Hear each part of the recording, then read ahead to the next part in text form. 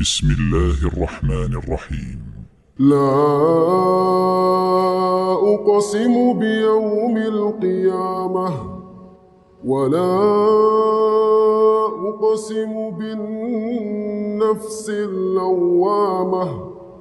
أيحسب الإنسان أن لن نجمع عظامه بلى قادرين على أن نسوي بنانه بل يريد الإنسان ليفجر أمامه يسأل أيان يوم القيامة فإذا برق البصر وخسف القمر وجمع الشمس والقمر يقول الإنسان يومئذ